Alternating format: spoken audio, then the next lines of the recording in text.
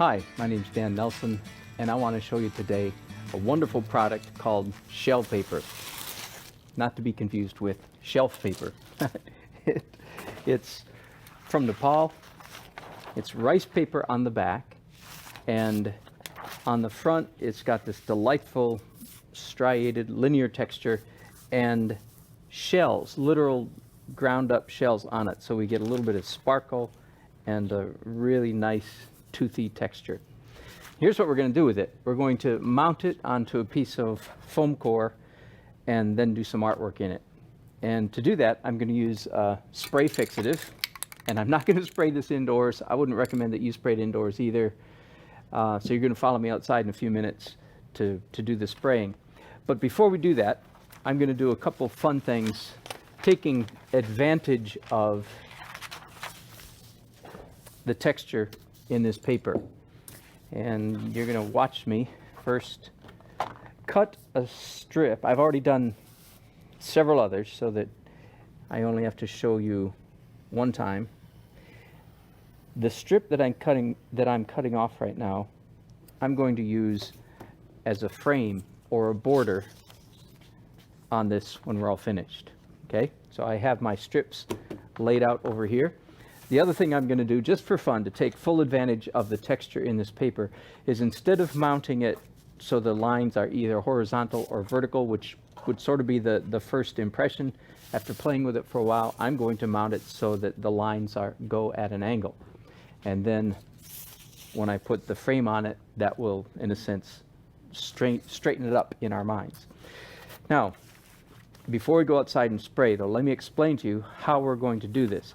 We're not going to spray glue on this. We're actually going to spray the glue on the piece of foam core. And then I'm going to lay it quickly down on the back of our rice paper, shell paper. And then we're going to trim the excess.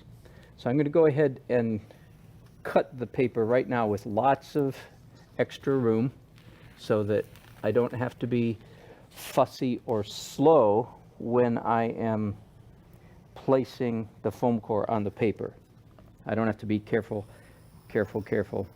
We'll do the careful stuff later. You see the process I'm going through right now? So I'm going to spray this, lay it down here, and then trim the excess. But now it's time to go outside and do some spraying. Follow me there. Okay, so I have my spray mount. I've got just a working piece of scrap cardboard here. I'm going to spray generously on the back of this foam core.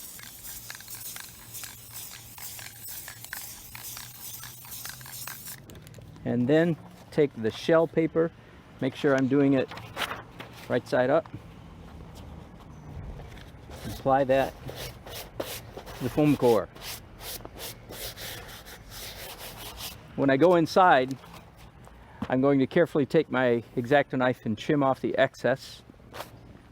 And then I'm going to take my 4 framing strips and I'm going to place them like a border on the shell paper. But I'll go ahead and spray the glue on them right now so that they'll be ready for me when I need them inside.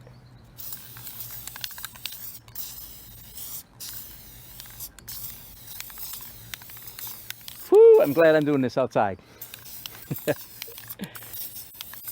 I would recommend you do the same. Okay, let's go back in. Now I'm trimming the excess shell paper off the back of the foam board. Do you see now why it's better to make it oversized and then trim it? That's a good tip to keep in mind in a lot of different situations. Cut it large, glue it together, then trim it. I've already made 2 of the cuts here, so you don't have to watch me do something that you understand already. There we go. Woohoo! That looks pretty nice. Now what I'm going to do is take the strips of shell paper that I cut earlier and use them as a border. And here's what I'm going to do. Same principle. Glue first, cut second. In other words, I don't cut them to exactly the right size or length and then try to get them in position I get them in position first, glue them down, and then cut them. You'll see in just a second.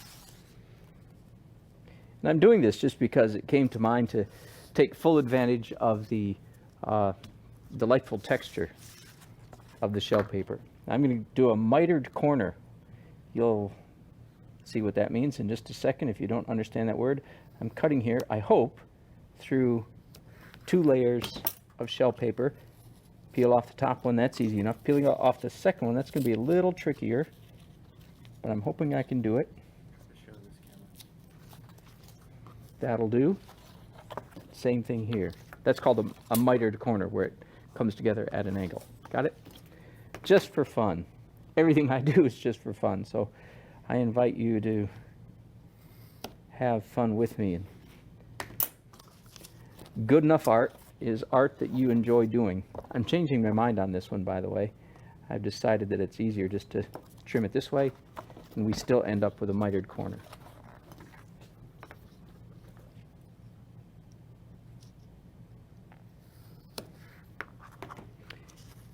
And then, as soon as I finish this border, I'm actually going to do some artwork on the front side of this shell paper. Because I hope that the texture of the paper just invites you to be creative, as it does me. It says, "Draw on me, draw on me." So I'm going to do that exact thing. I don't know if your paper ever talks to you, but mine talks to me all the time. Okay, let's look at the final product, and everybody give us a good. Ooh, very good. Thank you very much. Now, one of my favorite media to use on this shell paper, having fiddled around with it quite a bit, is watercolor pencil. I wouldn't have thought that shell paper would take a wet media very well, but as a matter of fact, it takes it quite well.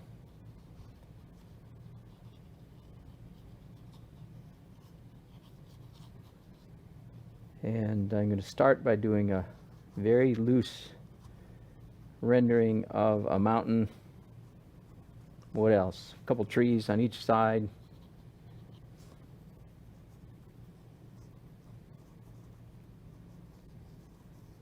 The hint of a river.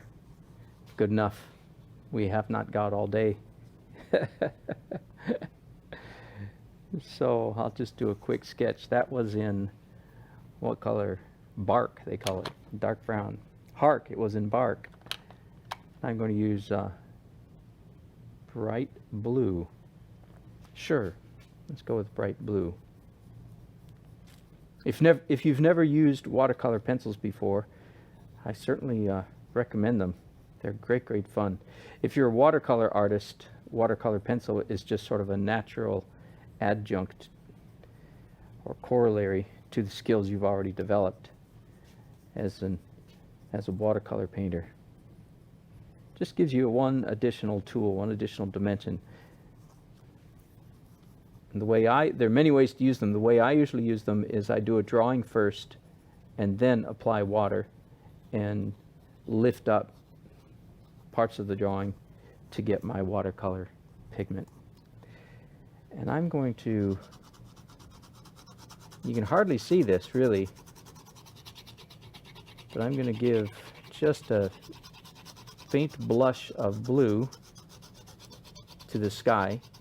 You can't see it now, but what I'm doing is preparing for the water that will pick up this pigment quite well. In fact, let me go ahead and show you right now. I'm going to use a nice 2-inch brush. Have a tissue ready. There you go. Do you see? So what you couldn't see earlier because it was in pencil now is quite plain. A nice bluish watercolor blush to my sky.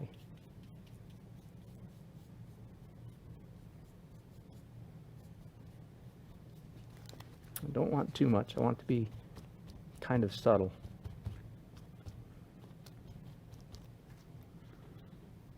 Now let me see if I have a dark green here. probably have to do two colors at the same time, because this will be too green for my tree. So I'm going to do dark green and baked earth at the same time here, because I'm going to blend them together.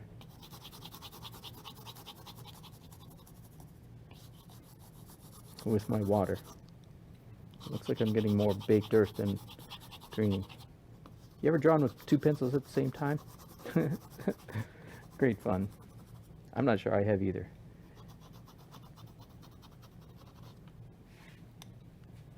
Now, in my mountain, some browns.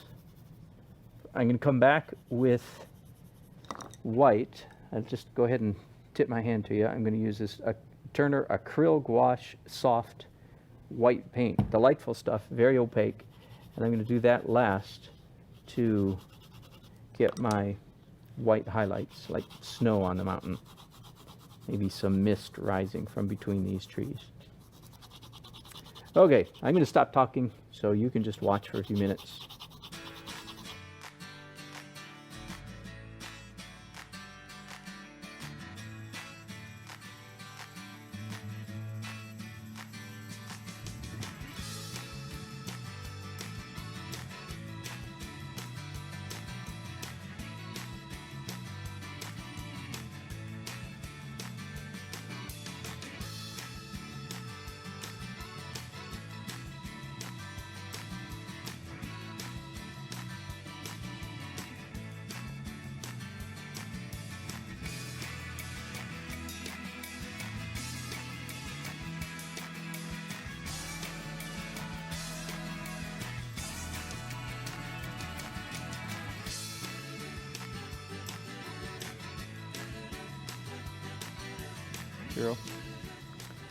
I failed to mention to you that I plan to use this Prismacolor fine point marker set, and I think brown or black. I think black. And I'm going to increase the linearity. Is that a word? Lininess of my illustration here, just a little bit.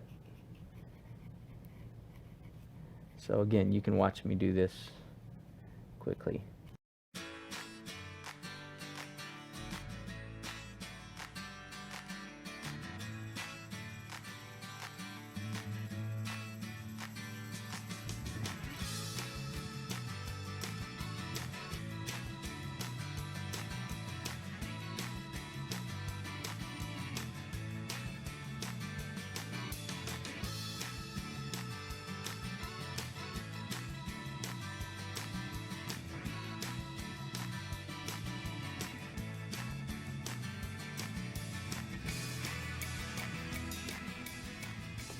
That's fun. Now, for the final step, I'm going to use some acryl gouache. It's like acrylic, but it has some gouache in it. And the primary property or benefit of gouache is that it's very opaque. I don't need very opaque in this particular project, but the fluidity, the softness of this medium does make it particularly appropriate, easy to brush with.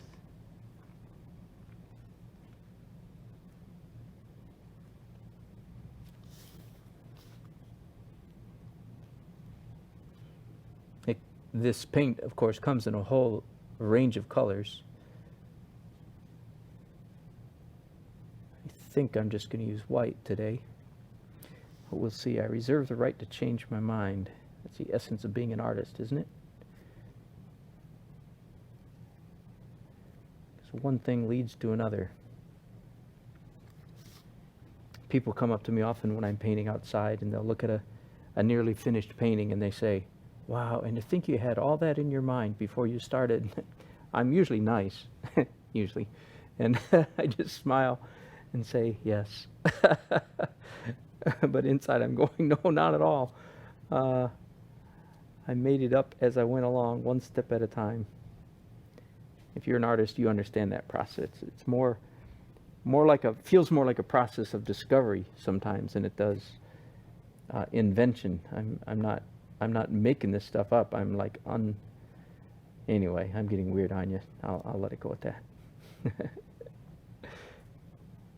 Ooh, I'm liking this. It's picking up some of the watercolor pigment underneath, which is wonderful. So now my white is not so white anymore, which suits me just fine. Now it's pale green. Very cool. I was trying to indicate, I don't know, just distance, a little bit of misty, maybe mist rising between the trees there in front of the mountain. And we do some mist over here too.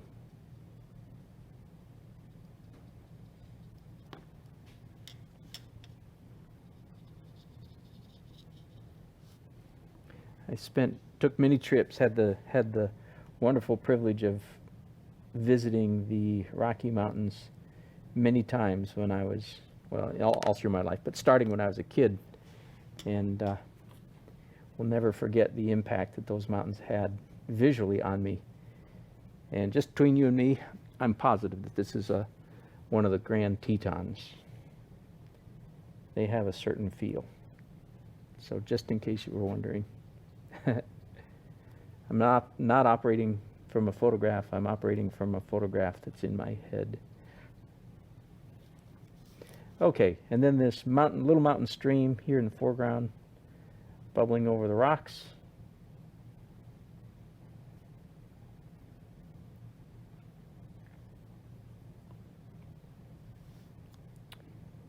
And we'll call it Teton Study on Shell Paper.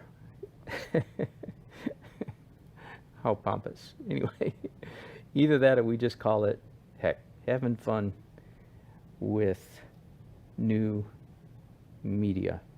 That's what it's really about. Okay?